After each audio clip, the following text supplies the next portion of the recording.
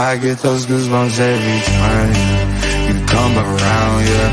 You ease my mind, you make everything feel fine. Worry about those comments, I'm way too numb, yeah. It's way too dumb, yeah. I get those goosebumps every time I need the Heimlich, throw that to the side, yeah. I get those goosebumps every time, yeah. When you're not around, when you throw that to the side, yeah. I get those goosebumps every time, yeah. 713 through the 281, yeah, I'm riding. Why they on me? I'm flying, sipping low key. I'm sipping low key and honest, flying rider. I get those goosebumps every time you come around, yeah. You ease my mind, you make everything feel fine. Worry about those comments, I'm way too numb, yeah. It's way too dumb, yeah. I get those goosebumps every time I need the Heimlich, throw that to the side, oh. I get those goosebumps every time. We're back. Don't worry. We're back. Deep breaths. We're back, ready for round two as we go again. For the Full Loaded Transfer Show, all things transfers, we are back in business. And welcome everyone in the chat. Everyone's made the jump over. Great to have you all in here and get your questions in for both Andrew and Aaron as we discuss all things Newcastle United. Boys, I don't want to get in trouble, so how are we? Are we good? I'll use my time to say what a great guest Vinny was, and if you have missed that show, watch it back. It's just about 30 minutes long.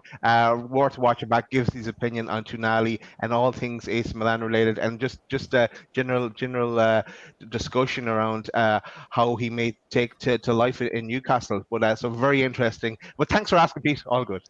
Oh, I was going to be similar sort of lines as Dan. I was going to say, if you want to know how we feel, just go and watch the show. Yeah. Go for it. Look, it was a great watch, so go and watch it back after you watch this one. But of course, we have two fantastic guests from the Chronicle. We've got Andrew Musgrove and Aaron Stokes back again, so all things Newcastle United. So let's get them in to talk all things Newcastle right now. Here's Andrew and here's Aaron. Welcome, lads. Welcome, lads. Evening, lads. Evening. First of all, thank you for joining us. I tell you what, it's been a bit of a interesting last couple of weeks. I've got to be honest with all things Newcastle. What have you made, Aaron, to the start of Newcastle's sort of summer transfer window? Is it what you expected? Is there, or would you have expected more business, or would you have expected less business? Like how has it kind of panned out for you so far? It certainly doesn't feel like the window's only been open 2 weeks. It feels like it's been open about 2 months. There's been that many rumours and links and moves. If I'm completely honest, I think I expected Newcastle to be busy quite early on. I think we saw last summer, they had 3 out of their 4 deals done before they went on pre-season. I thought it would be same this time. They've moved very quickly to get a player like Tonali in, which is obviously such a statement signing. And they've also shown, with deals like Maddison, that they're not scared to walk away when it maybe isn't right. So I think by the time they head off to America, I think they'll probably have 1 or 2 more through the door. But yeah, it's been a busy start. Definitely. And look, thinking more about Tonali, Andrew, it looks like that deal could well be rubber stamped very, very soon. Now, just before I ask you a question on that, Andrew, Richie, are we any nearer to knowing whether Italy are in, whether they're out? We had no idea. Nobody did. It looks like they're 100% out, but to be fair, I made this comment on Jordan Cronin's thread last night. It's funny how they swapped the little criteria out of who went through to suit Switzerland. Oh, let me guess. Where's UEFA based? In Switzerland. There you go. Conspiracy theory there, Richie. Yeah, always a theory. But Andrew, obviously, with Italy going out and Tonali, going out of the competition, it does look like it's going to get rubber stamped. There has been talks that he's on his way to Tyneside. I'm not sure about that. Would you expect it to get wrapped up maybe tomorrow, or are we thinking still it'll be into sort of early next week? You would like it to be tomorrow, wouldn't you? To go into the weekend celebrating and seeing him holding up the shirt. I mean, I don't know. I mean, I have a feeling it could be over the weekend or early next week. A lot of people have mentioned the fact that the transfer window in Italy doesn't open to the 1st of July, which is tomorrow? Saturday. So Saturday, yeah. So I mean, that could play into it, but like I said, it doesn't really matter when it's done. We know it's 99.9% done. Does it matter when it's confirmed? I don't think so. I mean, he's likely then to probably go away for a week or two to recuperate from being on international duty. The important thing is that, you know, he'll be on that flight for the trip to the US and getting a chance to meet his new teammates and bedding in, which I think is really important. And it goes to what Aaron was saying. You know, I think you'll see another couple in before they fly out to America, because that's what's going to benefit the team is having those new players in the squad, you know, and getting to know their teammates.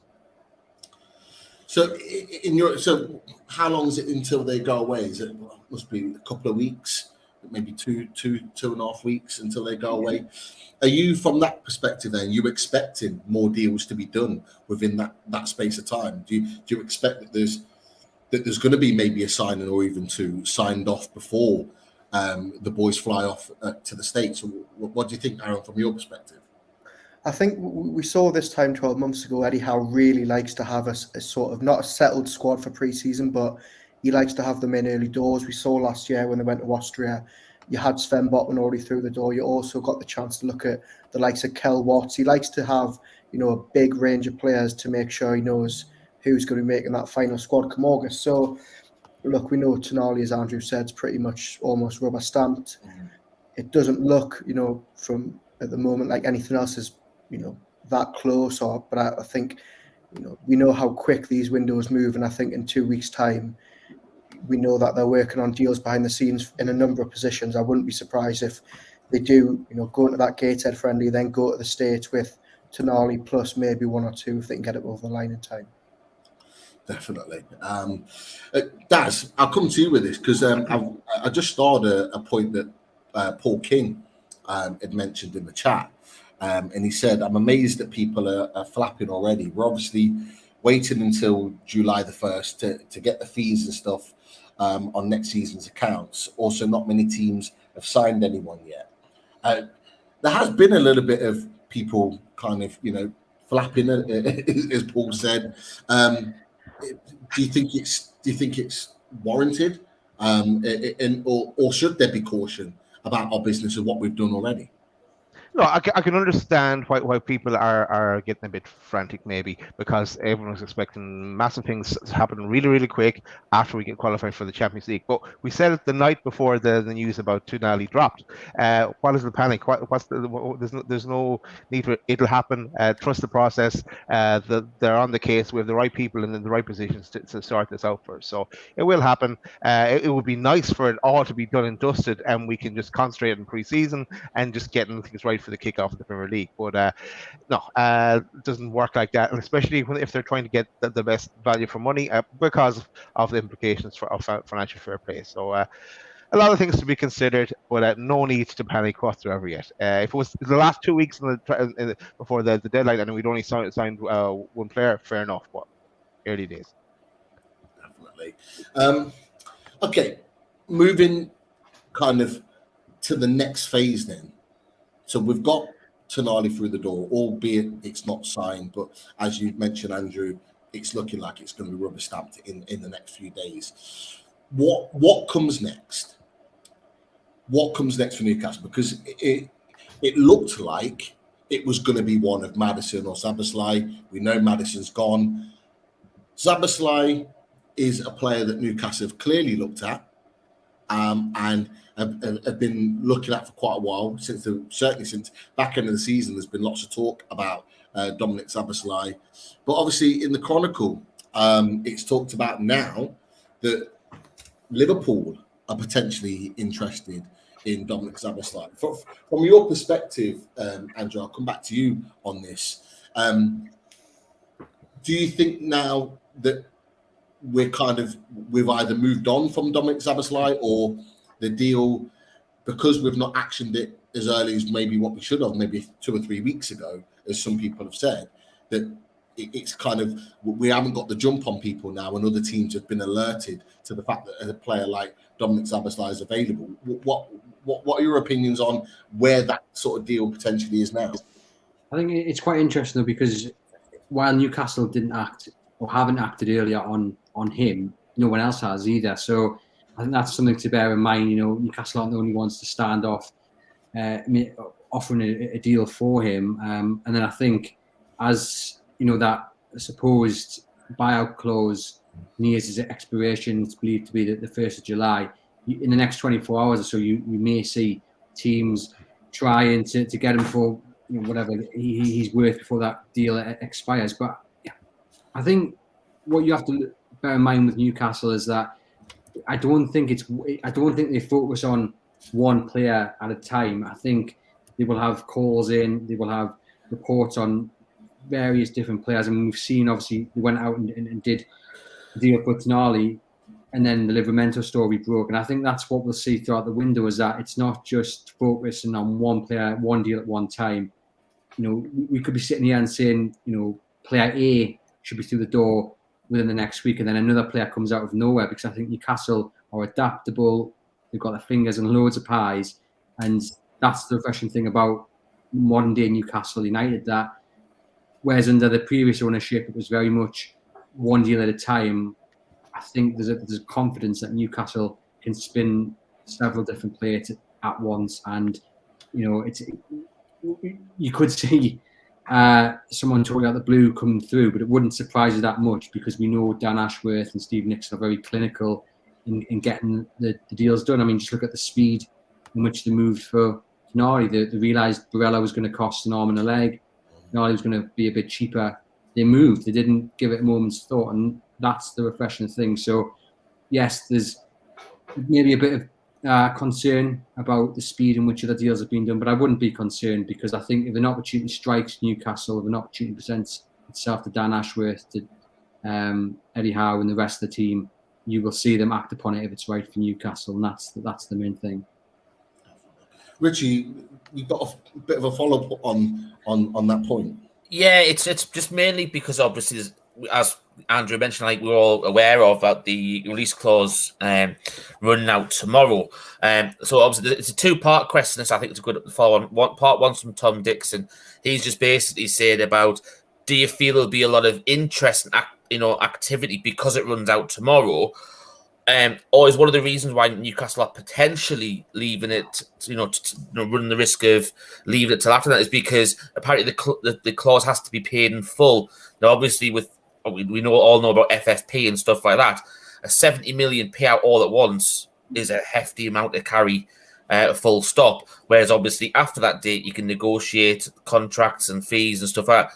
So I don't know if that's Aaron. Obviously, do you want to answer that one, or have your thoughts on that?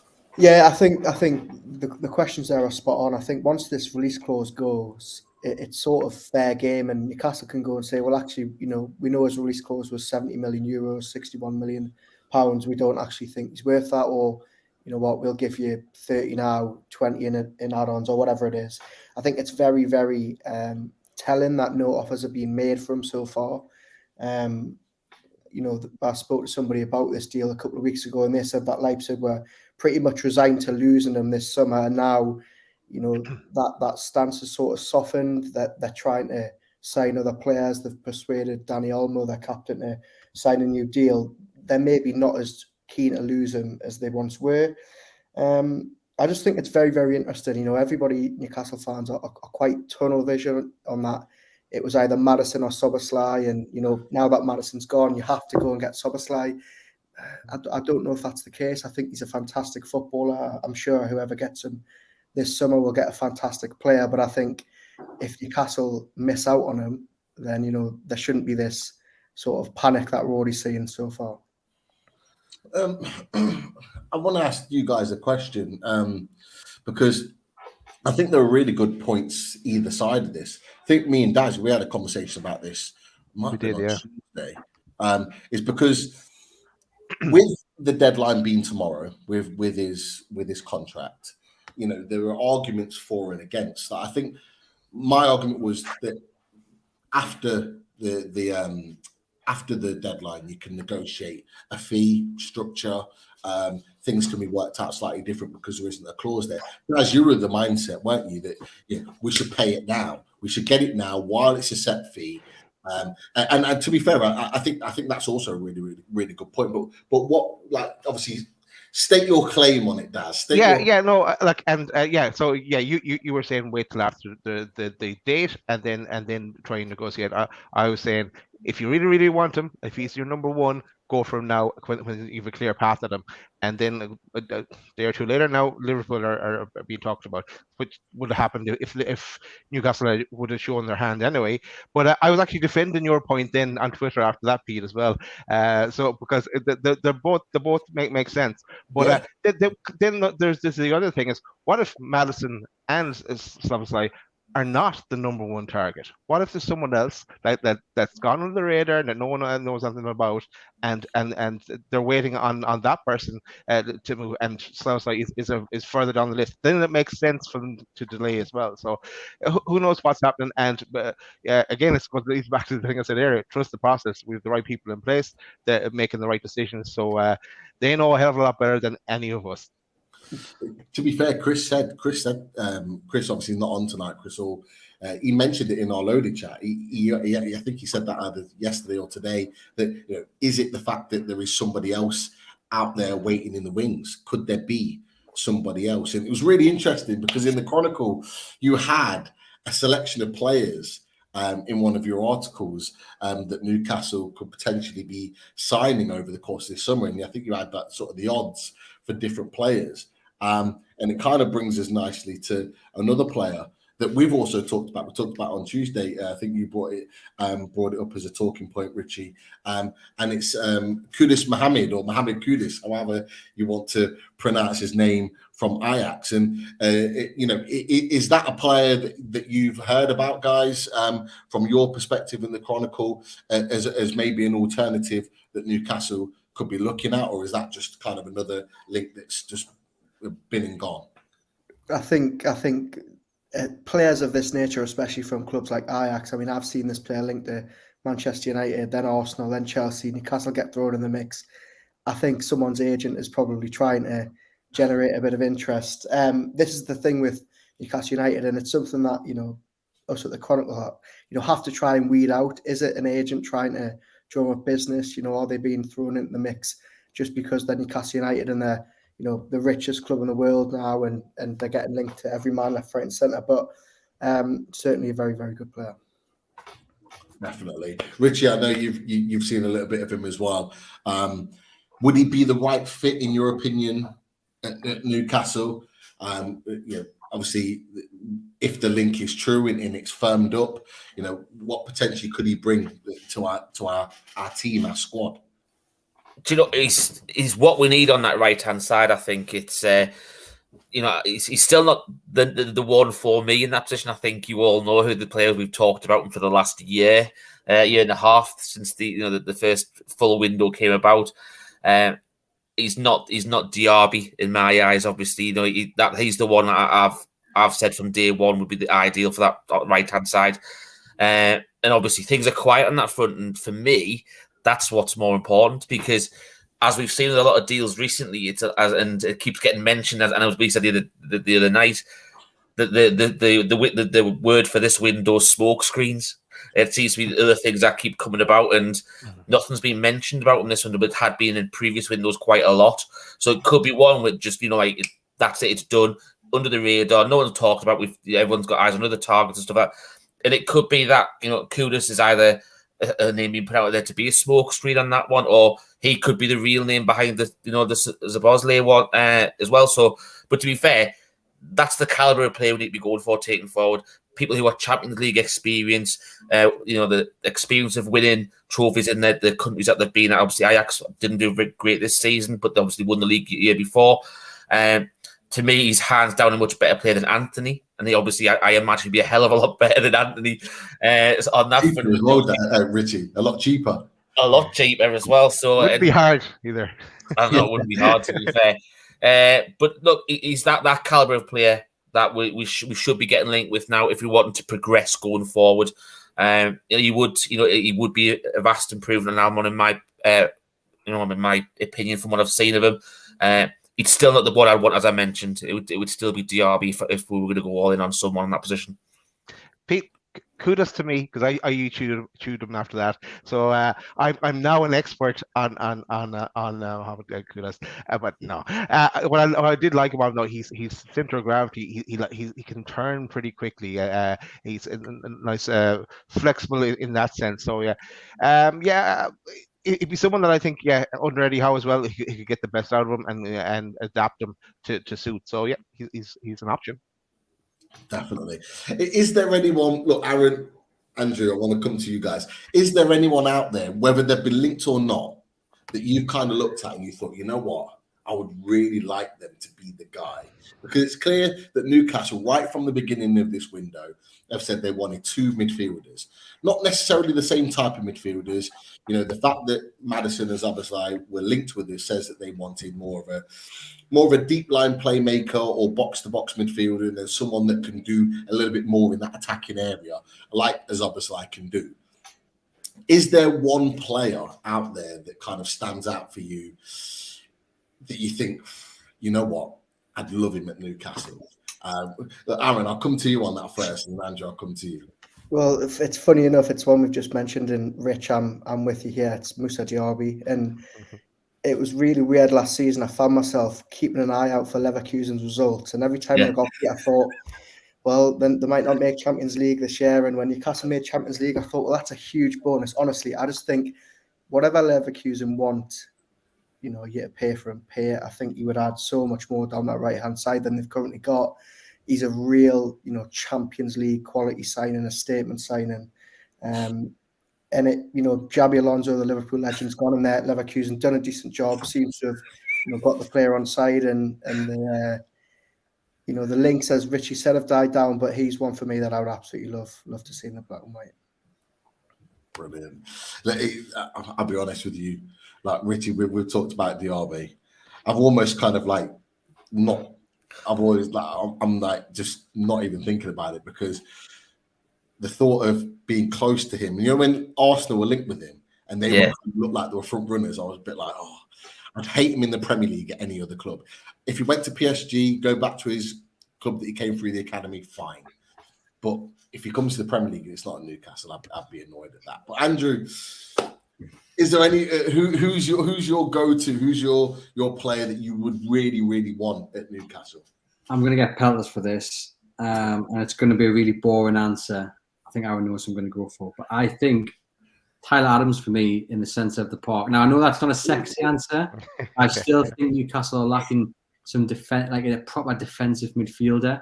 I'm just thinking with the money they're going to have to be quite clever with the budget.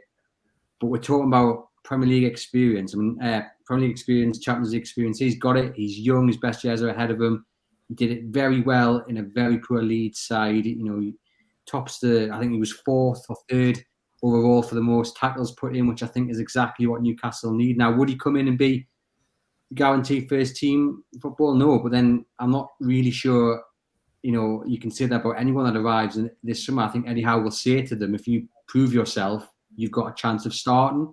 And I just think for what Newcastle need and the budget, and if we're doing with a dose of realism, then I think Tyler Adams is on that list. And I'm a big fan of Eze as well at Palace, but I think that one's much less realistic. But yes, I mean Adams for me is again, I can see the comments. It's not a popular pick. You know what I mean? Life wasn't happy, and I know he comes onto the Chronicle to watch your guys' pod as well. So I think the one thing you got to remember is you've got to look at each transfer its own merit. You look at when we signed Dan Burn, there was a lot of people who were like, really, is this where we need to be? And he's been absolutely fantastic for the last 18 months. you can't do. You've got to look at obviously how a coach wants to have a system and stuff going forward. For all we know, you might not want to play a 4-3-3 this year. You might want to go to a 4-2-3-1, or you might want to try and go to the city formation that Pep's implemented this year as well, where you might need a 6 in there, and you play with the 3 set halves and 1 pushes. Oh, do you know what I mean? There's loads of different things that might be happening in this pre-season that could be worked on, and if we want a 6. Adams, he's got, as Andrew says, he's got that international experience. He's got that leadership. You look a lot of the targets that we've actually got, and we've discussed this numerous times. You look at Zaboslai. He's been captain of Hungary before. Tonali, captain of the Italian under-21s. He's got leaders throughout this team, and Tyler Adams fits that mold. And you saw when he came, to St James Park before, over the festive period when. He had that little shithousery in him as well. We discussed that, when the incident when he had with Murphy kicking the ball away. That's what the fans will get behind him. And I'll tell you what, he'd give you 100% every single week. And Andrew, I agree with you. I think it would be a fantastic. I don't think he's probably on the top of the list, but it'll be on the list. And then obviously, if things don't work out, and I don't think you'd have to pay a lot for him either. I've sat next to Andrew for the last 6 months and listened to how his number 1 target would be James Ward-Prowse. So I'm actually quite pleased that he's. I've moved on from James Ward-Prowse. I'm glad you moved on eventually. When the £50 million price tag was thrown on Ward-Prowse, he's not worth that at all. And he's not. If you were talking about priority centre midfielders, he's definitely not. He definitely wouldn't be at the top of the list. He's a good player, but for me, I just think as unsexy as it is. Tyler Adams would be a really, really good addition. But on that, maybe we should ask Aaron his view on McTominay from United, or should we not go there? I think we should move on. If it's anything positive about McTominay, Aaron might be leaving the stream. No, I think we should move on. Lads, we've gone from one civil war to another. Literally, we've gone from the Milan Civil War with our previous guest, Vinny, over to the Chronicle. Go for it. No, honestly, I think we should move on. I think it's by my views. I don't turn like a calendar or like the days of the week. I stick by my views, as unpopular as they are. Yeah, I think maybe if he was going to warm the bench, it wouldn't be too bad. But I think they've moved on from him now. I just wanted to follow on this. Obviously, we mentioned about the formations before, Pete. Obviously, James 24 says, sorry, City only works because they have Stones as a 6, a proper at their back, and the best CDM in the Premier League next to him in Rodri. We don't know how this recruitment's going to go. We don't know who we'll be buying yet. We could be buying people who actually, fall into the way that system's implemented. As I said, that's one thing. It could be 4-2-3. Well, we could still play 4-3-3. We don't know.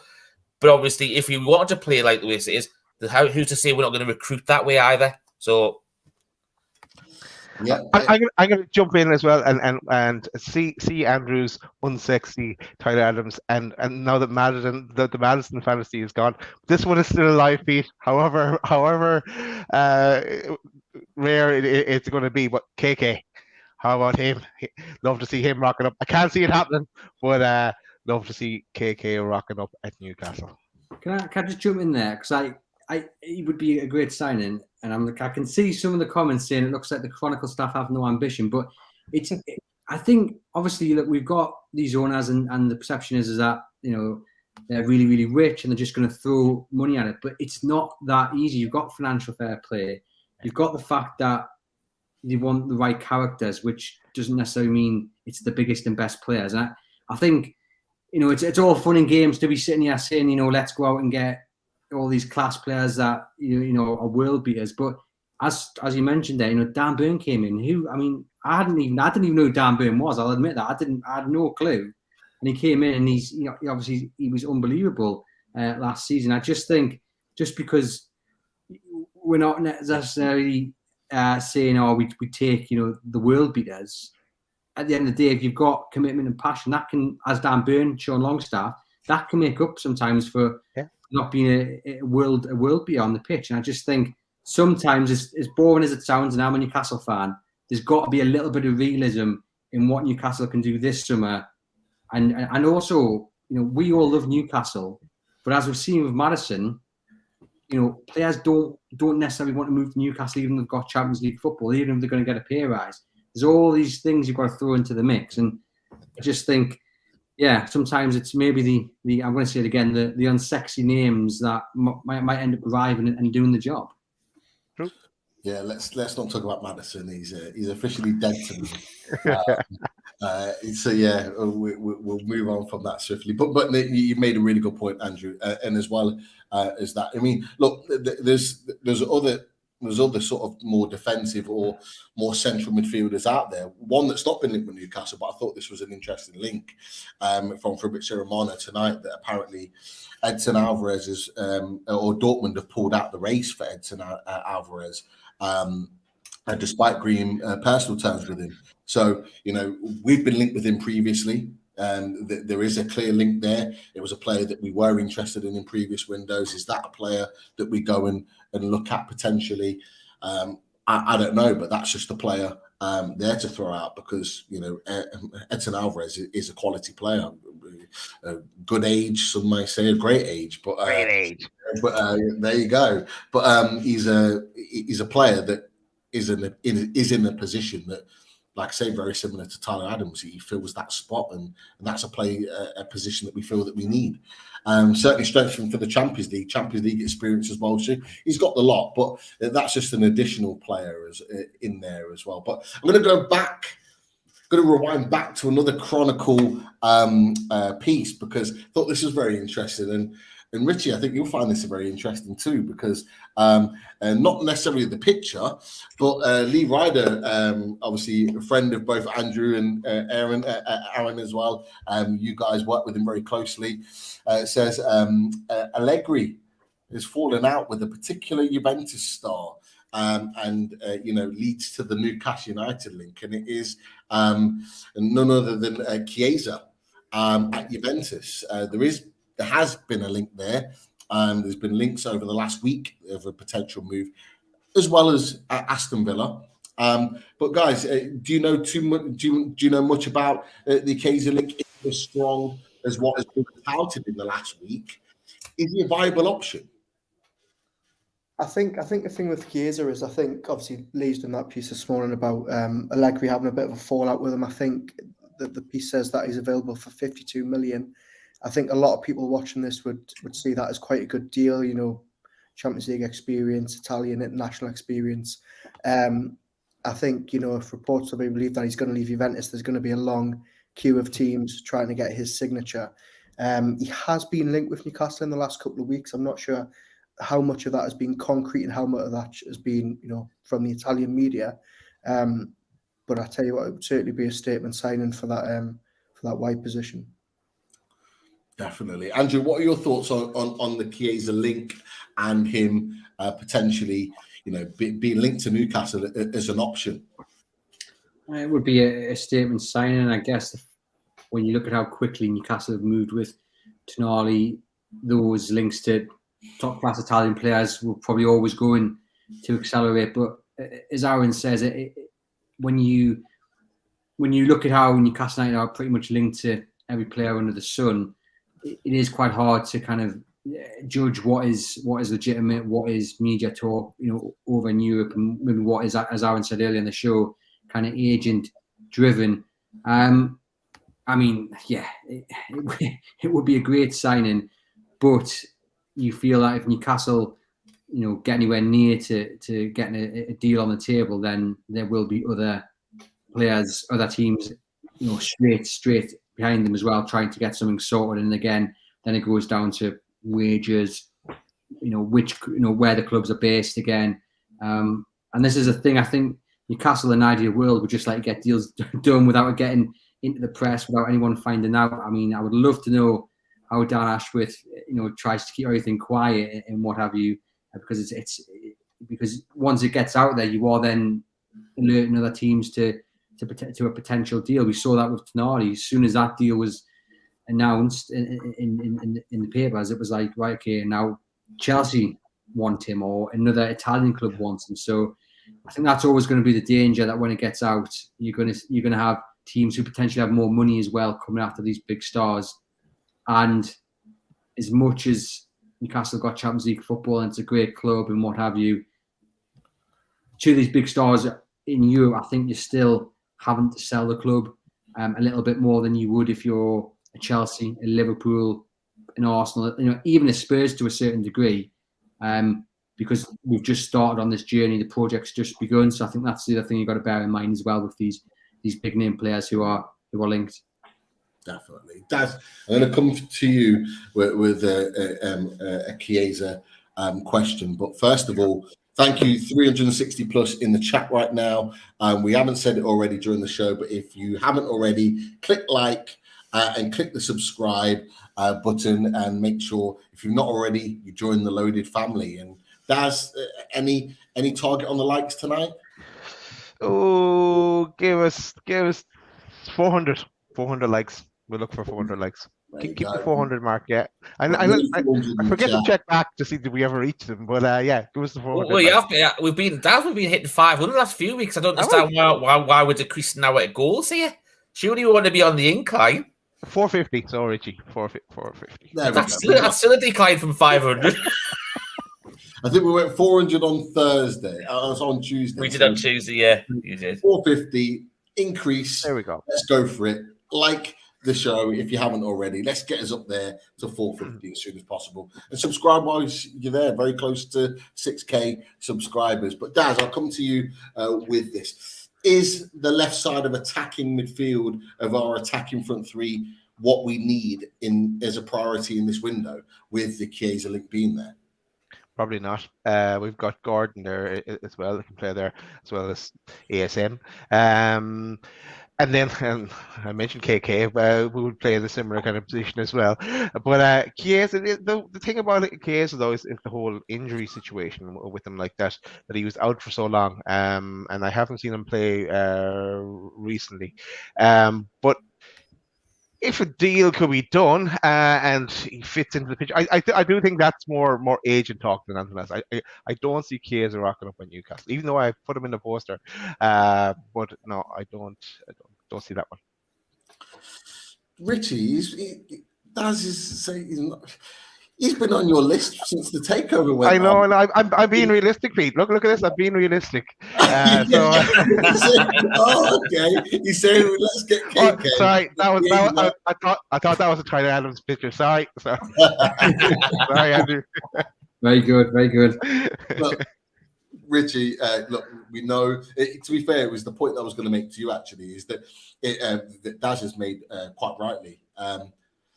Are the injuries a concern with Chiesa? And is that maybe the reason why Juventus might be more inclined to get rid of him? Is that a concern if we do sign a player like Chiesa for all of his talents? I think it's a key area for anyone who's obviously we've been linked with Kieran Tierney over the last few weeks and months, and obviously his injury record's been a concern as well. So I think that's something you've got to look at full stop. Obviously, he's been playing a little bit again. Look at the link with Livramento. Did it like last week. He's had a full season out with his ACL as well. So I don't like the fact that we are getting linked with people who've been injured for it. But I think what you've got to look at at these players for the talents that you know they are. If you go back to the Euros, Chiesa was like unplayable. You know what I mean? He was absolutely fantastic. And the one thing about Chiesa is as well, he's still a great age. He's versatile, which we know that Eddie Howe likes. He can play pretty much anywhere along the front three. So, it's one of those where it's you get some of his capability. You don't need the amount of messages we keep getting about why aren't we looking for another striker and stuff like that. Because some of the people that we've got there are out and out strikers. Like Callum Wilson, realistically, he's a number 9. You can't really see him playing on the left. You can't really see him playing on the right.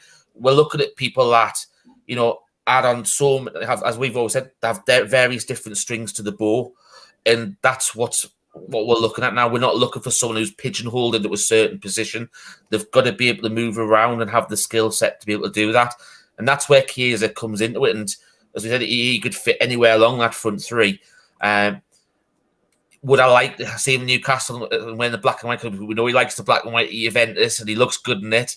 Yes, that would be fantastic. I do think at this moment... So do you, Richie, by the way. So do you. I don't know about that. I'm not looking good at the minute. When I was looking in the mirror in one of the shops today, I tell you.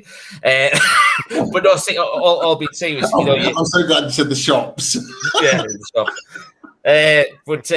no, in all seriousness, it's like I think it is agent talk at the minute that he's getting pushed there. Would it be something that might happen further down the window if things aren't, we haven't hit other targets beforehand, and like if Zaboslai is one of the target ones, or Diaby is Chiesa, then something like your third choice that you move to.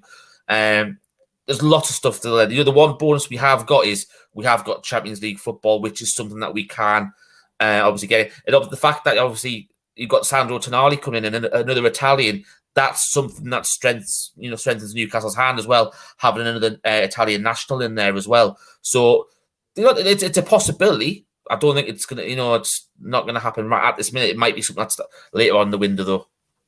Ricardo Rossi's just put a comment in chat. Chiesa, the Italian beardo. I think he's referring to Beardsley, the way he just jinks past players with ease. I have to say, you made a point, Richie, and I completely agree. He was outstanding in the Euros, and every time he got the ball in the final, I was like this, just because you just knew he was going to produce something just of absolute quality. He's a talented boy. But let's see how that one progresses. What I would love, and I think I've said it to you boys maybe in private before, if we're going to get someone like a Chiesa, I would love him very much similar to what Tottenham did with Kulusevski and get him on a 2-year loan. That way we don't have to pay a fee for him. We can loan him. We can see what his injuries are like and see what his abilities like. And then we can action it after a year or two and say, he's fit, he's ready, he's playing, he's doing the business for us. Let's get it done. Juventus do that. A lot of Italian teams do. They do loan players out for periods of time. And Tottenham got a great deal with Kulusevski, so why not us with Chiesa? But that would help with financial fair play then as well, if he kick the payments down the road a bit. Absolutely spot on, guys. Definitely. We'll come to some questions soon, because I know I think there's some really good points and questions in the chat. But we're going to move further up the pitch, because actually this came out not long ago. And I was quite surprised by it. And Lee Ryder's at it again. He's put the Newcastle United striker search set to heat up with Habib Diallo mentioned. Now, I was surprised by this link. I'll be honest. I think we've talked about it privately as a Loaded Boys, that we weren't quite sure whether we were going to go for a striker in this window, but we don't know how the owners and management team are operating right now, so we're not quite sure on what the situation is. But do you guys know too much about this? It's not long come out from Lee. So is this new information to you? Do you know too much about this deal or potential deal or even link with Habib Diallo? Lee's been very busy today, hasn't he, Lee, on Twitter? He's been cracking out stories left, right, and centre. Yeah, I think. The story came out this afternoon that the Strack Sports striker Habib Diallo, 21 goals last season, and he's sort of a player that's been offered to Newcastle. I think we're going to see this quite a lot this summer, players sort of being offered to Newcastle rather than Newcastle saying, we want to take you. I think we've already seen it in previous windows, and it is quite common. Me and Andrew talk about this a lot on our podcast, and it's about the debate about whether Newcastle need another striker. Andrew's been banging the drum for months that they need a third striker in. I sort of agree. I think I would like to maybe see a young striker in who's going to be third choice behind Isak and Wilson. But I think, where does it sit on my list of priorities this summer? It's quite low down, if I'm honest.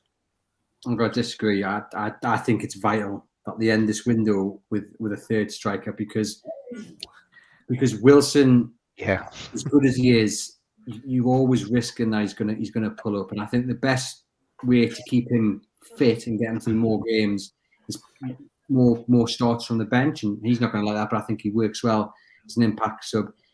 Obviously, you've got Isak as well, but they're the only two you've got, and people say Andrew, I'm sorry, I've got to put in, but there's a very, very good third choice striker on the books, and it's England under 21, Anthony Gordon. No, he's not. No. I think go out and get someone who's an out and out striker who will who can not only play backup but rival, Wilson and Isak. Because I think if you are depending on just two out-and-out strikers, one who's very injury-prone, you're going to end up in bother, I think, especially with the amount of games you've got this season. And it's all good saying you have St. Maximin, you have Joe Linton, you have Anthony Gordon, but how many games have they actually played up front and scored boatload of goals? They haven't. Is the truth in that? And I think whether you go out and sign someone who is, 19, 20, 21, 22, someone who can learn off Wilson, who can learn off Isak, or whether you go, the other end and look at someone who's maybe 31, 32 and coming towards the end of their career. So they're not coming in to start games, but they are going to push Wilson and Isak, week in, week out on the training pitch. Someone maybe like Origo from Leeds, who, again, people might turn their noses up, but I just think you've got to be clever. If you are going to go and buy a striker, are you going to spend £40 million on someone and go, but you're likely to be third choice, mate? You're going to have to do something really special to get the better of Isak and Wilson.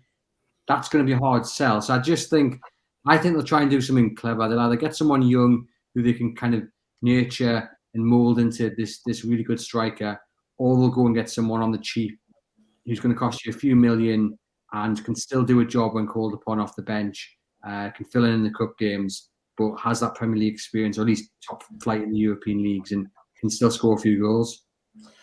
I love that. I love the disagreeing opinions of you guys. It is like a married couple, aren't they, Pete? They really are. Honestly, the amount of disagreements we have on our Monday show, it's ridiculous. But it keeps it spicy. Yeah, this is what it's all about. People have different of opinions, and it wouldn't be a show or a discussion without it. So I think it's a great point. But Daz, I'll come to you, because there is differences of opinions in the Chronicle camp with regards to would they take a third choice striker or wouldn't they? I know that you and Chris have had conversations about this, because if I'm right in thinking, I know Chris would take a third striker, but were you with the same mindset? Or were you... I was of the exact same mindset as Chris for once. What we said was that we want if possible, it's lower down our list of priorities, but a young striker that can play in a number of positions. I'm going to add a bit to it. Even better if they're South American, Brazilian, that like we have looked at in the past. Someone that, as Andrew says, will bide their time, and their time will come, because we got lucky this season with Wilson played so many games. Yes, that man, we take him. We definitely take him. But or even because every one we brought up in January and then even in the summer, Chelsea nabbed them. So it gets a bit annoying after a while. Not particularly strikers, but just Brazilian players or South American players in general.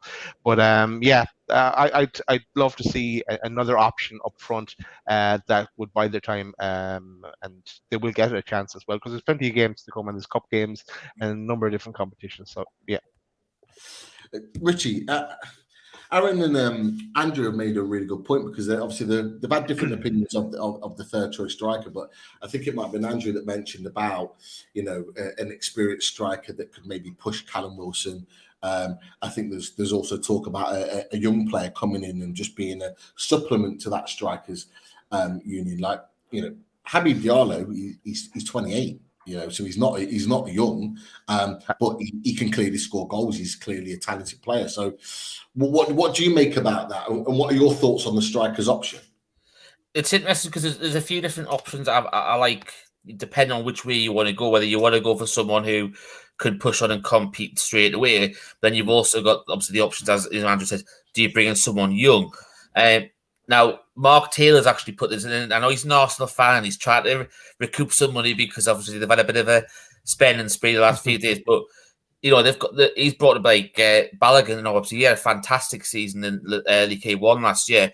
And obviously he says if you love Willock, you love this guy. And obviously Joe Willock would have been able to help him settle in straight away. And there wouldn't be that pressure on him straight away to hit the ground running.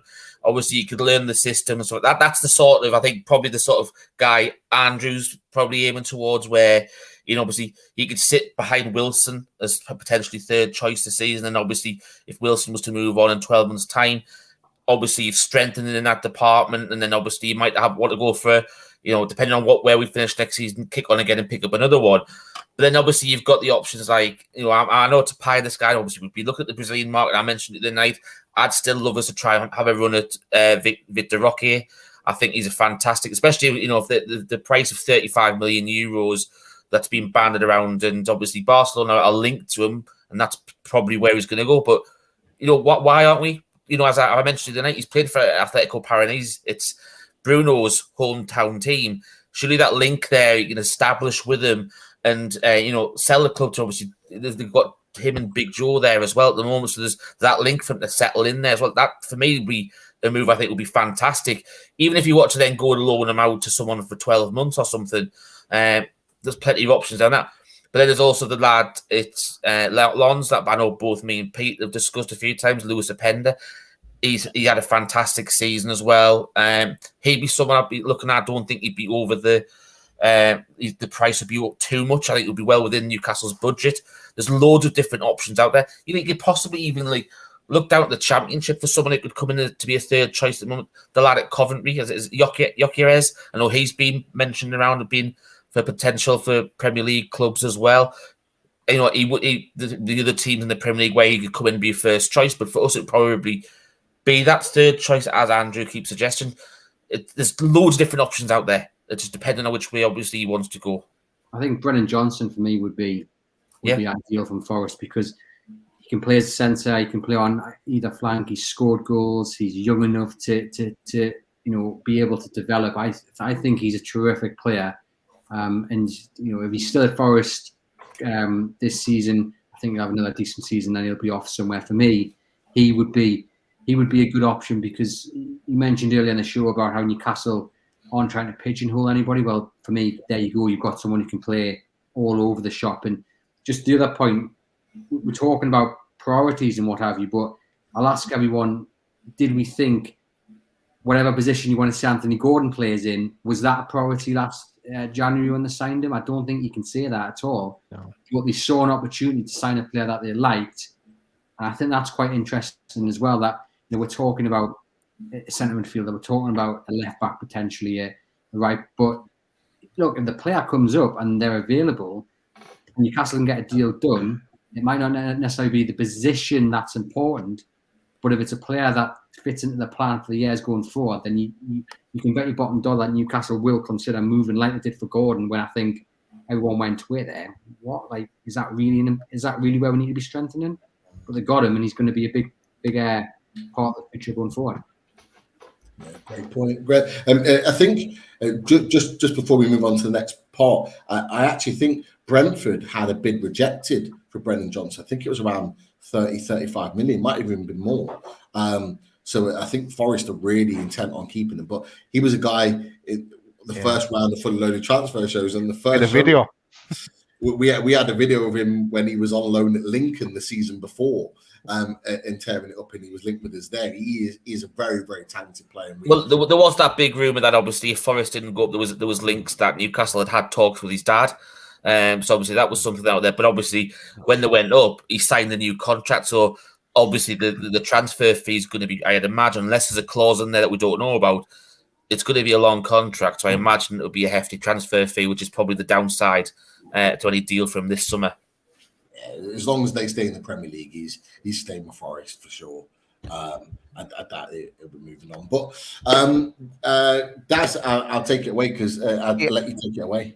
Yeah, so just shout out to Ged, who's joined us as a member. He's joined the Loaded Ultras. Welcome to the party.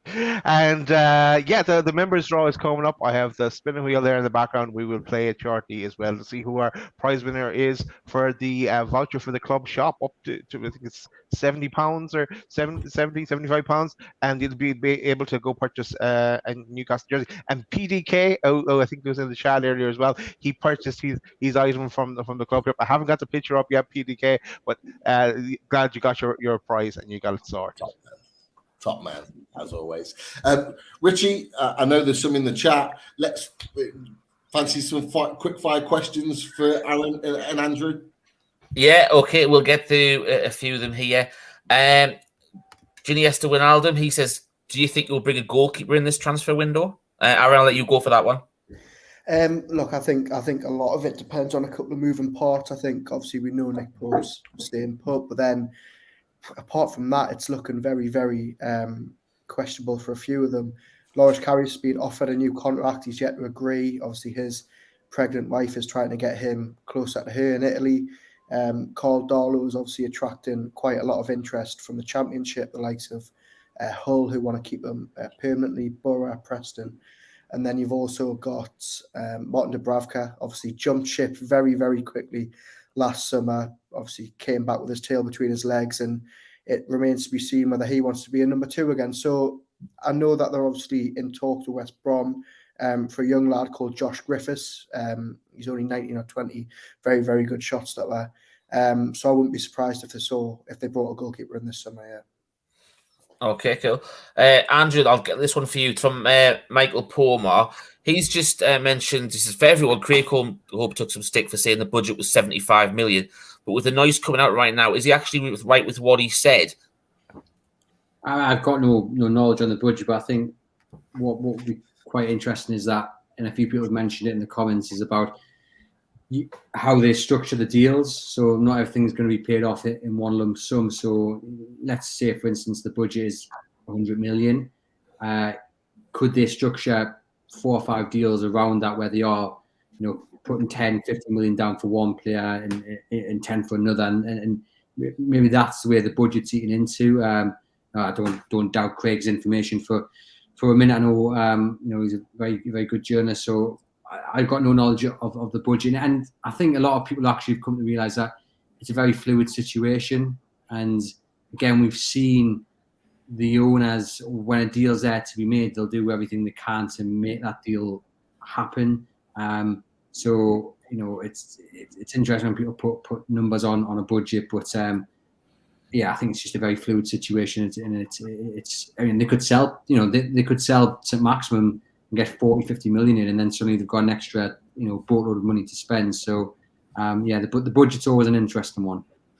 Yeah, I was going to say, it's something we've mentioned before, regardless about, for all we know, that 75 million could be your FFP budget for whatever your new transfers be. And so as you've mentioned, Andrew, that could potentially be 5 players for 15 million ahead, per year for the FFP. So it's nothing to say. But then again, it could be, if the rumours are true, regards the Szoboszlai contract with the clause being the cash up front, that's your 75 million pretty much gone straight away. So obviously this is why you've got to shop clever on that. So sorry, Pete, you were going to say? No, a great point. I was going to ask you, I think we ask everyone that comes on, you were talking about Alan Saint-Maximin. Do you think he's going to leave this summer? Do you know what I would? If a bid came in, me personally, I would. Yeah, I've seen that graphic before. I would be fuming. No, it's all right. I'll let you guys have it. If the right bid came in, I think I would cash him, because I think for too long we've been seeing the issue is consistency. I know he's had injuries, and I know he hasn't had as much game time as we'd all like him to have. But I think when he has been fit, we've not seen him do it week in, week out. We're not seeing him do it consistently. There's questions over whether it leaves the left back exposed, especially if you're playing Dan Burn. Look, he's a brilliant player, and on his day, he scares, he terrifies defenders. But is he the right player for Eddie Howe in Newcastle United? I'm not too sure he is. Obviously, we've seen him posting on Instagram, working hard in the gym, getting ready for pre-season. Did the same last year. And if he does stay, I hope he finds that form, and I'm eating my words here, but I just think, personally, I would sell. I think the question is, who's going to come in for him? Linked to Spurs, but Spurs have gone and bought Madison now. I mean, who's going to come in for him? Is someone in France or Italy going to come in for him and pay 40, 50 million? they haven't necessarily got as much cash as Premier League sides have. Then when Newcastle sell him to a Premier League side, I don't know about that. I just think it's a big season for him, and if he stays, we don't want to be sitting here in January or next summer having the same debate over and over again. He's got at some point to seize the opportunity in front of him, and then it's going to be an interesting one to see if he's here come the end of the window. And if he is, hopefully he can step up and show why he deserves to be here. It's an interesting question here from NUFC. Now, either of you can answer it, but do either of you know if Tonali speaks English? Obviously, we've touched on this in other questions as well before, but obviously about do we have any Italian speakers in the squad? Is there a chance that we bring in another, an Italian to help them settle in as well? Obviously, we discussed that with Chiesa before, but obviously there's other one. Any ideas, lads? I actually know the answer to this. Oh, go on, I'll let you, Pete. and no, Daz, it's not Mankidio. I'm not getting it. But never complains. Oh, brilliant. To be fair, I asked that to Vinny, the Milan fan. We didn't get round to asking him that question, but he does actually speak English, broken English, and he actually. Vinny is a Milan fan. They do a podcast and they're based in Canada. And he said when AC Milan went over to Italy, I think it was New York FC that they played against. He actually was speaking English, and Vinny and the team had heard him speaking. So he does speak. It's a little bit broken English, but he does speak English. So I would imagine Eddie Howe does his research, doesn't he? He would want to know that a player is able to communicate with him. I think it was very much documented that Bruno Guimaraes learned English within like 3 months. Like he learned really, really quickly. But yeah, I think it is broken. And it's interesting, isn't it? Because obviously, if it's broken English, the club will want him to be able to, as Bruno has, learn English. And I think that's a test of your character as well. We saw with Muto, bless him, when he was here. I mean, he never got forward with his English. You saw Matt Ritchie having to, use his hands to point out what he was trying to do, and that must have been so frustrating for Benitez and the rest of the team. And I think any player that comes that can't speak English, like Bruno couldn't speak very good English, has to rise up to the challenge. And it's just tested their character to say, yes, I'm not just going to learn English, I'm going to learn Geordie as well. So good luck to him. Apparently that was why Rafa sold Chancellor Mbemba, because I think he'd had some issues with him not trying to learn English, not going out of his way, and when he wanted to communicate his instructions, he couldn't. It might have even been Lee that wrote an article on that actually, way back when.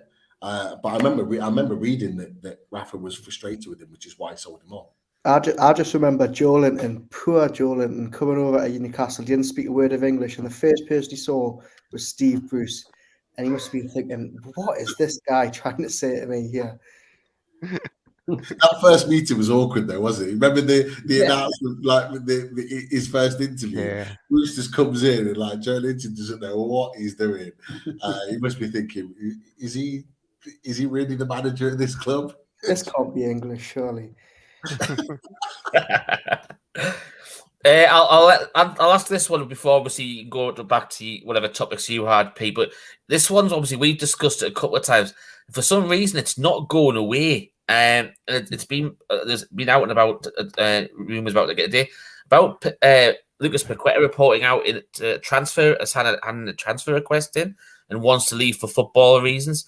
I mean, despite the past, he can play in Zobazai's role in most important Premier League proven now.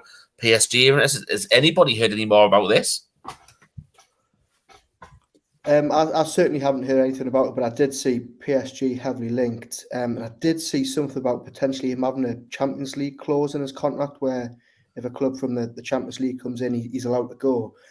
Such a weird one for me because he started the season and it looked like Newcastle had dodged a real bullet by missing out on him. But actually, towards the back end of the season, after he'd had a good couple of months under his belt, he was being played in the right position. I think West Ham actually did a very, very good deal getting him in.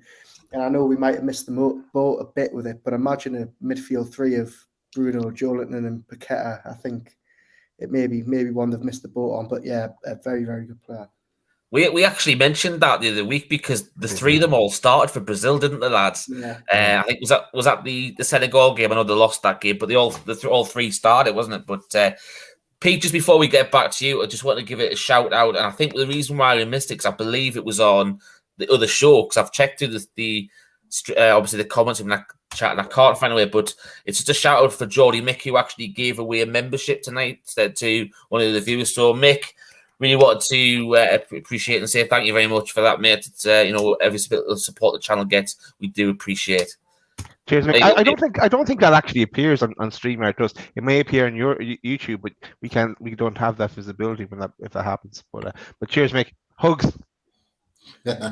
He always gives a good hug. This is Mick.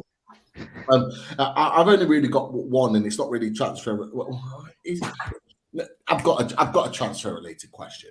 Of course, I have. We've got loads that we could get through. The answer is Tyler Adams, Pete. That's all. Well, not quite. Here he is. Not quite Tyler Adams. I wish it was KK. I wish we were discussing that. That's for sure. But it's a player going out of Newcastle, and there has been links for the last few days about Lascelles and West Ham potentially him moving to West Ham. Do you think, in your opinion, guys, that Jamal Lascelles is time's up and he's going to be leaving the club in the summer? We spoke about this on our podcast, and I had heard whispers that there had been some sort of meeting between an agent and what have you in West Ham over the weekend. I think that the only way he's going to go is if he's pushed for it. Now, I don't know if he has or not. I don't know if there was a meeting between the agent and West Ham, but I can't see how, letting him go unless the players asked to go, because, okay, Jamal Lascelles didn't play very much last season, but he was instrumental off the pitch, still very much the captain off the pitch. And when he did come in against City and against Liverpool, he didn't put a foot wrong. He's a very, very capable backup to Botman, Shea, to Dan Burn.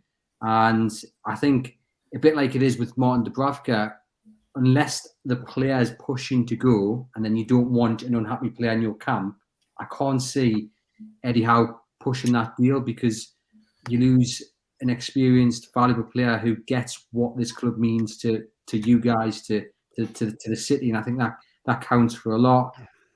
So it's going to be an interesting one to watch. But look, he could do a job at quite a few bottom lower end Premier League sides, so it would not be a bad buy for West Ham. We've seen what they managed to do with Dawson. Who, you look at and you think he must be about 60, but Moyes worked wonders there with him. So I think he'd be a good signing for West Ham. I think, though, he would be a blow to Newcastle to lose just because of his influence off the pitch, though. I was going to say, not just that, though. Sorry, Pete. Not just that, though. The other thing is, it's the right centre backs are already a position that we need to strengthen, not weaken. Because obviously, you let our backup for Shaw go, then you look at really to be bringing in two right centre backs, and obviously, I can't imagine you're going to be bringing much money in for Lascelles, and obviously for the calibre to improve on that, you're probably going to be, if the transfer funds are going to take a hit on that. I can't see Shaw leaving. Not in this window. No, I meant Lascelles. Sorry, I didn't mean. I mean, you can't. You set Lascelles as Shaw's backup. I'm saying so. You have to have two. To come in after. We're already looking at one, aren't we? Realistically, you sell Lascelles. You look at the two right centre backs, and that's obviously going to be costly. Yeah. No. I think. And to be fair, Brainwash Maniacs has put on there. He's put let go. He's dead wood, as in get rid of Lascelles. Is it the case of we get rid of Lascelles, who is currently the backup to Shaw, and we get someone in that could be the future first team right centre back, Aaron? A little bit like what we did with Botman in the summer, because everyone was talking about Burn, and Burn had a great end to the season in his first 6 months at the club, and started the first game of the season at Forest. But we all knew that Botman coming in would eventually be the first choice left back. Are we going to do, or should we do something similar if it was in what Brainwash Maniac said, the fact that Lascelles is deadwood and he needs to move on? Yeah, I think I really, really wouldn't be surprised that if we're sat here at the end of August and they've signed another centre-back, it just depends on what profile they want. Do they want someone who's going to instantly walk into that first team and partner Botman? For me, I think they'll maybe try and get someone of a similar age profile to Botman, use them as a backup to share on that right side, and eventually sort of bed them in. You've got to remember they're going to be fighting in 4 competitions next season. Is Lascelles at the stage good enough to be a third choice centre back? I don't know. Already, you're starting to hear leaks coming out. They're potentially interested in Joachim Andersen from Crystal Palace, who, by the way, is very, very good with the ball at his feet, just like Fabian Schär. You've also got Gonzalo Ignacio from Sporting Lisbon, very, very highly rated.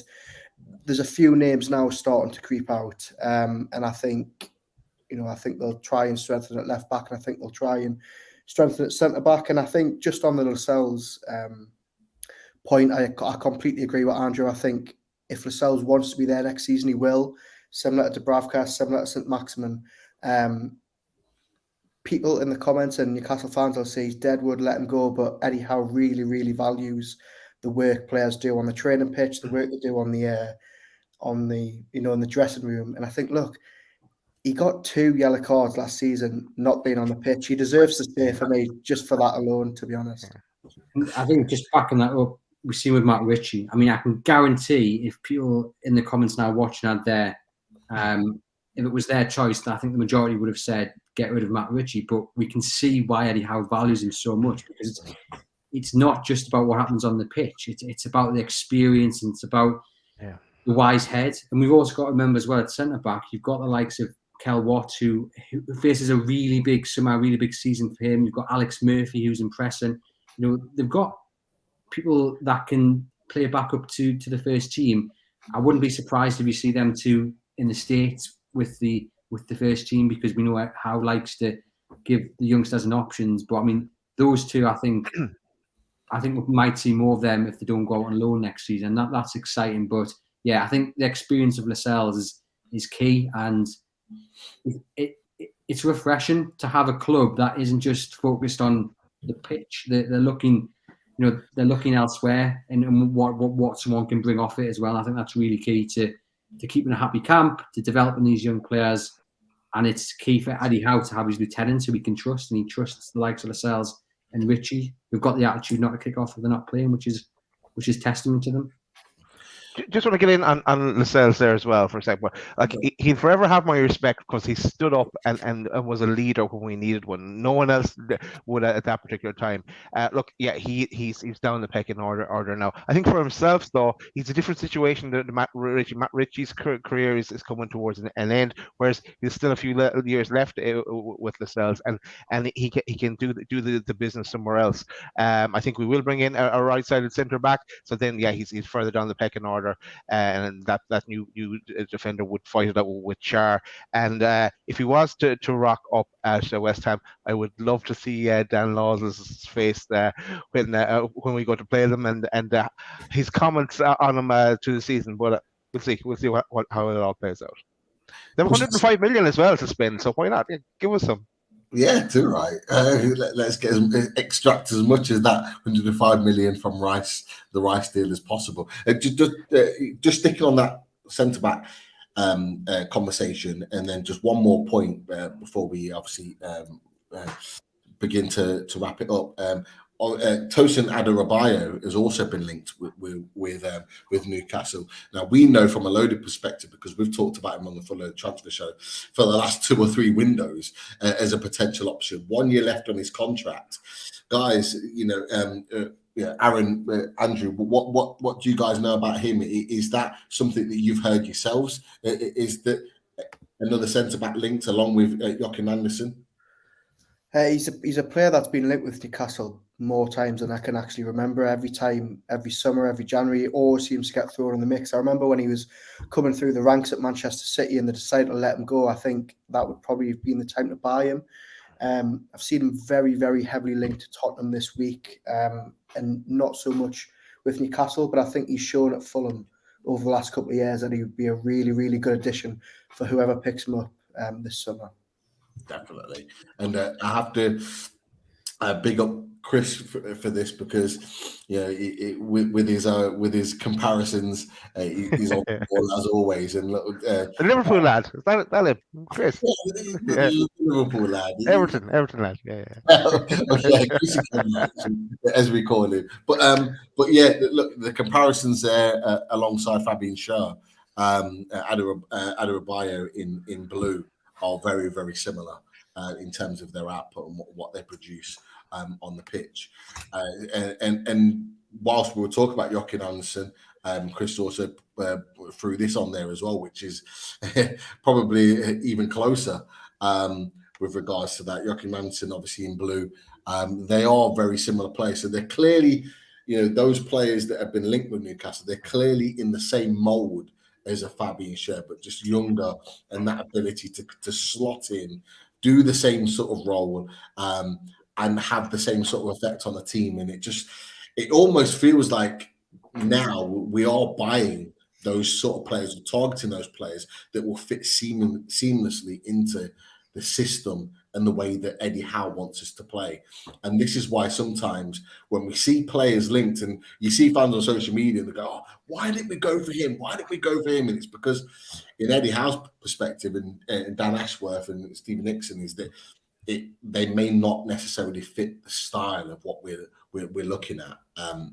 But we talked about this one lastly, tentatively, but Livramento, I think, Andrew, you might have brushed on this discussion, and yourself, Aaron, as well, but it very much heightened at the beginning of the week. We did a show on Loaded when it all kind of broke on Monday, with the talks. Obviously, Sky, yourselves, Luke Edwards were reporting on this potential deal being in the works.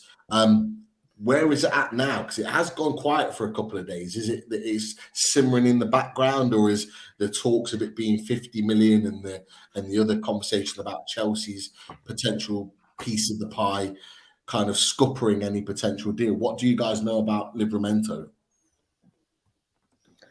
Yeah, I mean, I spoke to somebody about this the other night when it broke, and the message that I got was that they were confident that they were going to be able to do a deal. I think what's came to light in the last couple of days is that Chelsea have structured this deal with Southampton so weirdly. When they sold him back in 2021, they sold him for 5 million. They had a buyback clause entered back into it for around 30 million. They've got a sell-on clause for about 30-40%, which means Southampton really need to try and bump this price up. But look, he completely fits the mould of what Newcastle need. He would be the perfect understudy for Trippier. I think when you look before he did this ACL injury, he was one of the brightest prospects in the country. He's on Gareth Southgate's radar in England. He's played at every sort of youth level for England. He would be very, very good. But yeah, I think it's going to be a tricky deal to do, given on how many clauses and bonuses were installed in this Chelsea deal. Definitely. It's definitely one to keep an eye on. Well, we've already talked about him from a Loaded perspective.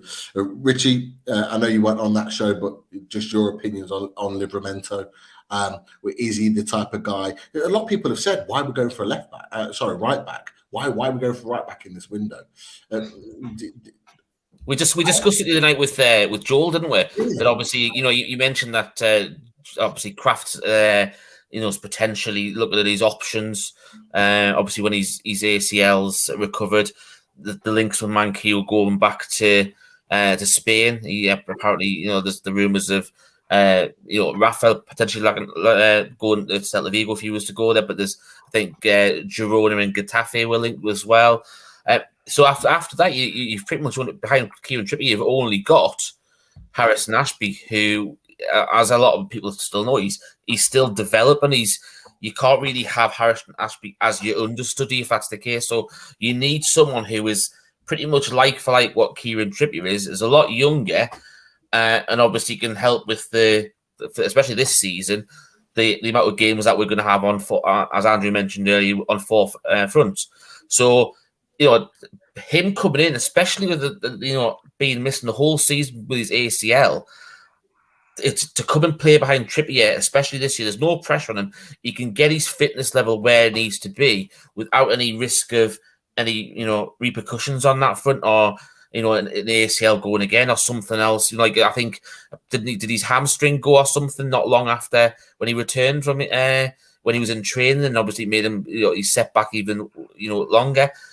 But getting on the pitch, you saw when he was on the pitch, he was phenomenal going forward. And one of the only reasons why Chelsea pretty much let him go was because he wanted first team football, and they had Reece James and Azpilicueta ahead of him. So we just, as we mentioned in the show the other night, though, that the deal that Chelsea have put together, they really did have Southampton's pants down when they sorted that out. And that's not our issue. It's not Chelsea's issue. That's Southampton doing bad business. So, but a player's only worth what he's worth, and they can try and get 50-odd million or but they ain't going to get it. Realistically, you're probably going to have to look 25, 30 million tops for him.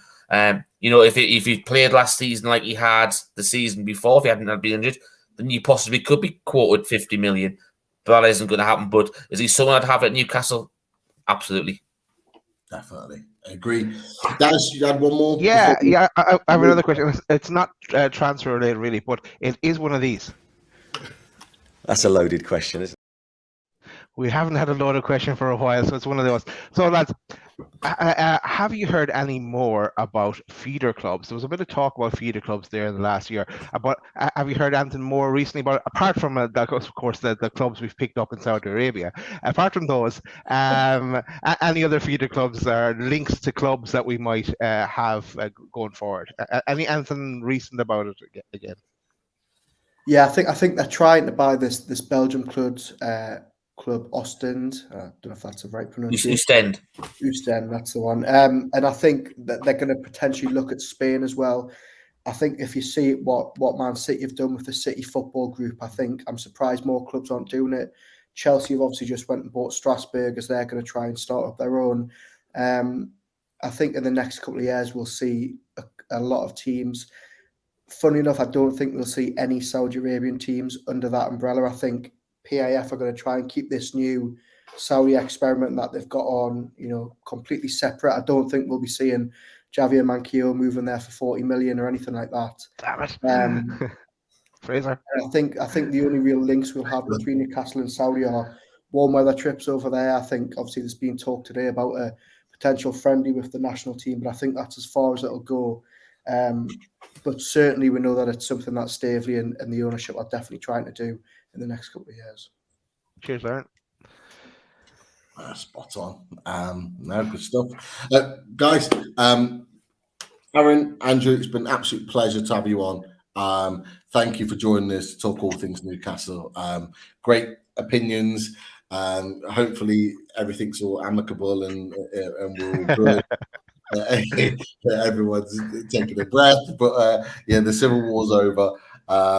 We'll look forward to listening to you guys. And look, just before we go, anyone that isn't already aware, where can we find you boys talking all things Newcastle? Yeah, so I host Everything's Black, my podcast. Me now, and specifically do the Monday show on a Monday. As someone mentioned in the comments, it has been on a Monday for the last 3 or 4 weeks. Before then, it's been a Tuesday, Wednesday, Thursday, because Aaron doesn't do any work and he's always on holiday. So we've got to put that into the diary. But yes, you can find me and Aaron on YouTube at the Everything is Black and White podcast, or on your podcast provider every Monday. And then I do another 2 or 3 shows during the week with John Gibson. We've just done a really special one. If I can quickly plug that, looking back on the best photographs that our matchday photographer Ian Buist took from last season. So we sat down for an hour with Ian and he picked 12 of his favourite photographs from the campaign just gone. And it was something different to escape transfers, and he made some really interesting choices. So we go onto our podcast on YouTube, you can see the one. I'm not going to give what was number 1 away, but I think when you see it, you'll understand why he's picked that one.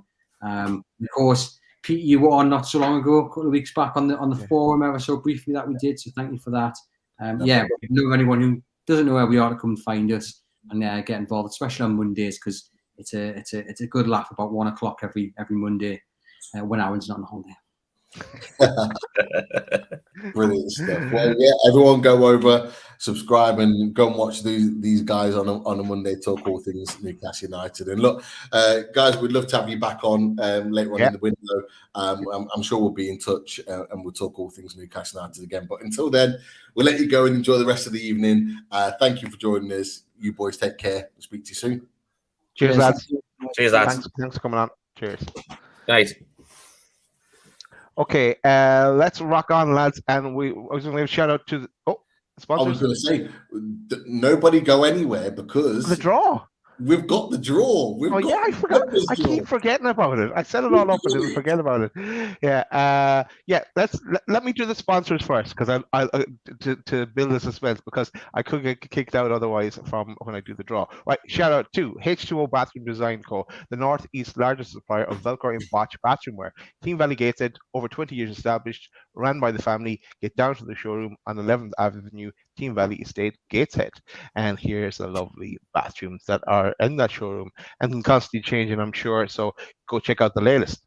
Also, shout out to theradiatorshed.com as I put myself in jail. Yay! And yeah, here's some of the radiators that Russ has on offer there. And you can get a special offer if you mention Loaded. He'll knock a bit off. He'll knock a bit off. Yeah, tell him we sent you his way. And yeah, there's more to come from Russ. But that is our sponsors. Shout out to them there.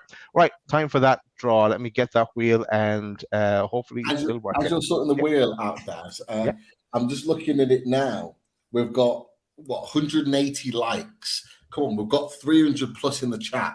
Everyone click like right now and come and help us move us up the algorithms and push us forward. And we are, I think, just over 200 away from 6K. We've moved up another 20 subscribers tonight, so thank you for joining us and showing your support for the channel. But yeah, make sure you like the show in particular, both shows, with the Milan weekly podcast and of course tonight with the Chronicle Boys. Make sure you click like on both. Now, I wonder is it possible to change this wheel to black and white? Let's check that out. But here is these are all the Loaded Ultras all spinning around there. So let's see who's going to win this week. Of course, if our names comes out, we draw again. Or if someone who's already won one of these fabulous prizes that Tampa Tuna has given away comes out again, we'll have to redraw again. So best luck, everybody. Here goes. There's someone in there called Roadblock. What a name! Harry! Congratulations, Harry! So I've got to say, Dad, I think we might need Harry to reach out to us here on this one because I think it's going to be quite hard for us to find Harry. So if you know what Harry, if you know what Harry, get him to contact us. And yeah, we have a prize for Harry. So if you're watching Harry, do get in contact with us either on the Loaded Twitter or on any of us on Twitter, and we will sort you out with that prize. And we've given you 1 week from today to claim that prize. So best of luck. And yeah, that'll be back again next week for another draw. And I'm gonna have to drop, lads, because my connection is gone. I'll be back in 1 second. But thanks, everyone. No worries. Daz will be back in just a second. But look, massive thanks to Harry, first of all, for being a member of Loaded Mag NUFC. But secondly, he is back. Yeah, I didn't have it fixed itself. Good. Yeah. Thank you, Harry, for becoming a member. If you're not a member and you're in the chat right now, come and be a member. It's £2 a month. But what it allows you to do is be in these draws, and they'll continue every week. And it's like £70. There was something around that. I think it's worth about £75, because obviously which is very close. It's nearly 75 because we have a batch that are just over £70 and then £75. So we're moving from one to the other pretty soon. So yeah, but you'll be able to purchase one of the kits from it. So excellent price. Absolutely spot on. Just one thing before we wrap up. I didn't mention it to the Chronicle Boys. but it's sort of like a side conversation, because obviously with the Chronicle boys want to talk about the transfers and links and all the rest of it, all the meaty stuff. But this came out today from Mark Ogden with regards to Newcastle in talks to hold a Saudi match at St James's Park. It's potentially a Saudi international game. What do you make of that? Because obviously, of course, there's been sections of the media that have jumped on it, been quite negative. How do you guys see that move? Obviously, as the news broke, it's more revenue for the club. That links there. You know, we've been over to Saudi for warm weather training. There's nothing to say that they couldn't come over here and bring, you know, the Saudis have just been obviously in national duty. They could end up coming over here and facing England at some point and use Newcastle as a training base. That link's never going to go away going forward now. People are going to have to get used to it. You know, we saw what happened when the change shirt came out last year, and it was the white and green, and there was the uproar about that. And but forgetting that we'd had green and white shirts before. And other clubs have had, you know, their country owners' shirts. It's just that agenda, and people have to get over it. And if it comes in, Brazil play over here. They have friendlies over here because of the amount of Brazilian nationals who are based in Europe.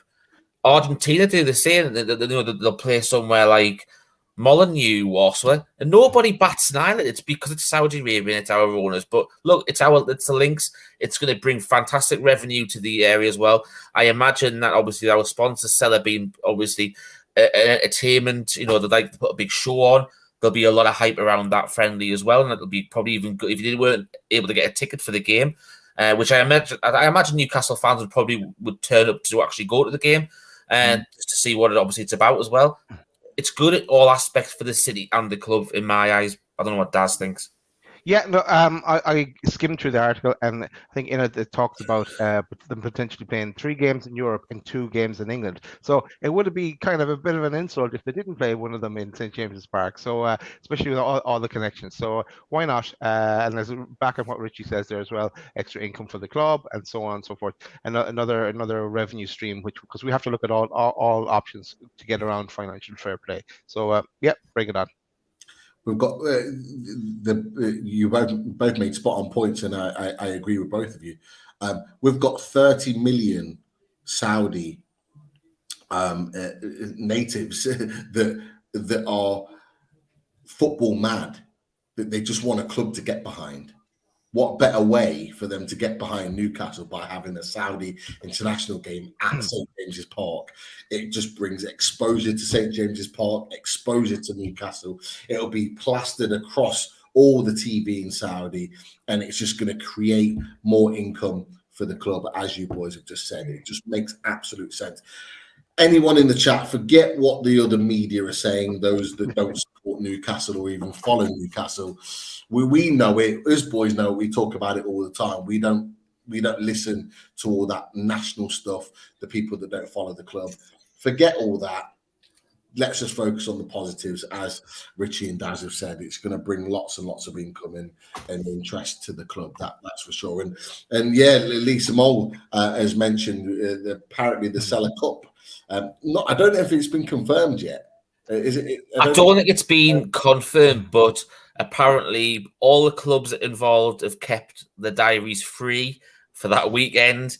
And obviously it's just waiting an official announcement. But you've got to look at, you've got Fiorentina, who obviously in the final of the Conference League. Nice had a decent season in Ligue 1, and Villarreal, we know how good they are on the obviously in La Liga and also European competitions. But you look at the 2 foreign ones we had last year, when we had Vallecano and we had Bilbao. There was a lot of interest on there. That's the sort of, you know, opposition you want to be having in pre-season. You don't want to be scraping the barrel for, you know, I don't know, a low rate Belgian side, you know, come in as your home. You want to be seeing fantastic opposition to build up to before the week before the season starts, and to make a little cup involved in it as well, make it a little bit more competitive in the trophy. You know, who needs the Charity Shield or whatever it's called now? Let's just give us a Seller Cup the week before we play Villa. You won't say it, Richie, but I'll say it. It's a big change from or who wants to be going over to Ireland to playing meaningless kind of friendlies, proper opposition here. I would love it personally because it's easy for me to go watch them then, like I've done in the past. But solid opposition leading into the start of the season when for a big season ahead for us. So yeah, bring it on. Definitely. And we've got a super chat. We have a super chat. Thank you to Mohammed. He said he can't wait to see received. Of course, we have to get the notification in there. Thank you for your support, Mohammed. And can't wait to see St. James. I don't think you'll be the only one, that's for sure. But yeah, exciting times ahead, definitely. Boys, I think we're about there. Fantastic show. Thank you to everyone in the chat. 360 plus throughout the show watching. Thank you for always joining us. You've been amazing so far this summer, but we are not yet done. We are continuing the great. Another super chat received from Mohammed. Oh, Mohammed, what do you do to us? Super chat received. Amazing. Cheers, Mohammed. Amazing. I will go against the Champions League. Hopefully, we'll see you there. We'll try and sort out tickets so we can go and watch a game. But if not, it'll just be a Premier League game. But we'll quite happily meet up with you if you're around. But look, as we said before, great show. Thank you to everyone in the chat. Great questions, great comments. You guys make the chat for sure and make the show what it is. And thank you to our guests from the Chronicle, Aaron and Andrew. And boys, always a pleasure. Never ever a chore, Richie and Daz. Daz, at this point, take us home, fella. How do you like that? Good night, everyone.